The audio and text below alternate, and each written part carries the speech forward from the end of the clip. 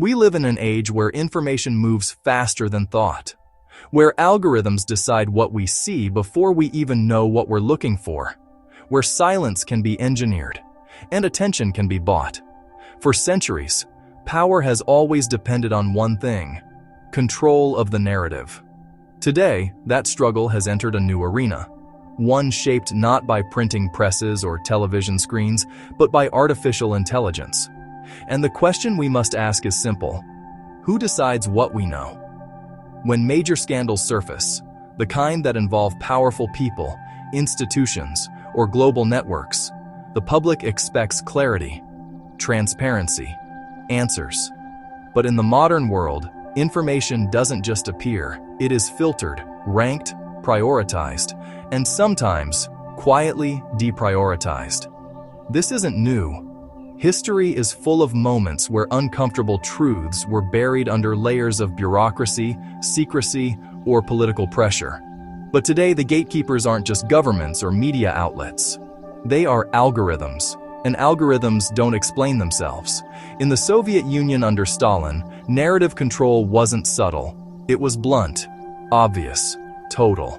Photographs were altered, books rewritten, people erased from history. It was a reminder that when a small group controls the story, they control reality. Today, the methods are different, more refined, less visible, but the principle remains the same.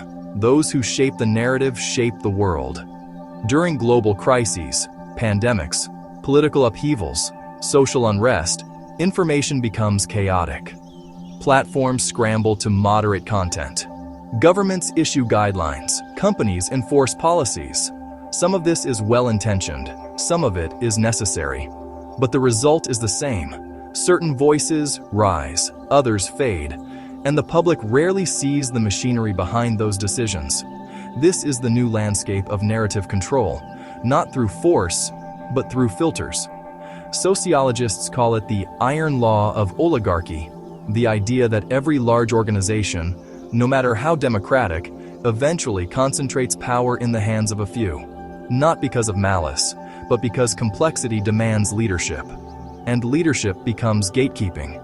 In the digital age, that gatekeeping is amplified by AI. What we see, what we don't, what trends, what disappears, all shaped by systems we didn't design and barely understand. Humans crave simplicity. We use shortcuts, heuristics, to make sense of overwhelming information.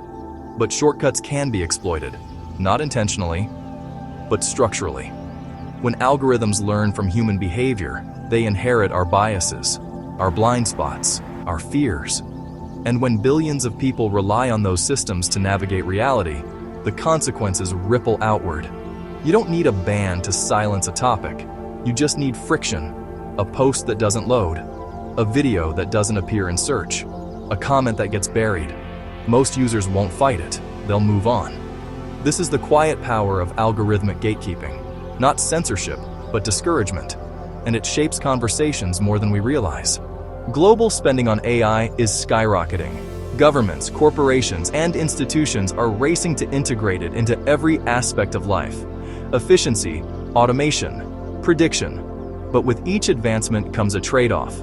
More data collected, more decisions automated, more influence concentrated in fewer hands. Convenience has a price, and often that price is autonomy. Every click, every purchase, every location ping, all of it feeds into vast data ecosystems. Data fusion technologies combine these fragments into detailed profiles, not to control minds, but to predict behavior.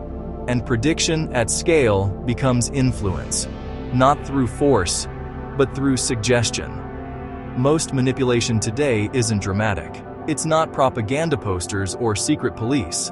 It's the quiet shaping of what we see, the emotional tone of a feed, the stories that rise to the top, the ones that never appear. Facebook once ran an experiment showing that altering the emotional content of a user's feed could shift their mood. No threats, no commands, just curation. This is the new frontier of influence. When scandals involve powerful individuals, it's tempting to see them as isolated incidents. But history shows that influence rarely exists in a vacuum. Power connects, networks form, interests align. This doesn't imply conspiracy, only complexity. And in complex systems, transparency becomes essential. AI doesn't control minds, but it does shape environments. And environments shape decisions. Our biases, confirmation bias, motivated reasoning, tribal loyalty, make us vulnerable to curated information. Not because we're weak, but because we're human. Understanding these biases is the first step toward resisting manipulation, algorithmic or otherwise. AI models learn from human data, and human data is messy, biased, incomplete, contradictory. So the systems we build inherit our flaws, not intentionally, but inevitably. This is why AI outputs can reinforce existing beliefs, amplify divisions, or oversimplify complex issues, not because the machine has an agenda, but because it reflects ours. In every era, those who control information shape society. Today, that power is distributed across governments, corporations, platforms, and algorithms. Not a single elite, not a hidden cabal, but a tangled web of incentives, technologies, and human biases. The danger isn't a puppet master, it's the absence of transparency. We cannot abandon technology, we cannot stop AI, nor should we. But we can demand clarity, we can cultivate skepticism, we can diversify our sources, we can question our assumptions. Independent thought is not a relic, it is a responsibility. The battle for the narrative has always existed. But today, the stakes are higher. Not because the threats are new, but because they are invisible. To stay free, we must stay aware. To stay human, we must stay curious. And in a world built on algorithms, the most powerful act is to think for ourselves.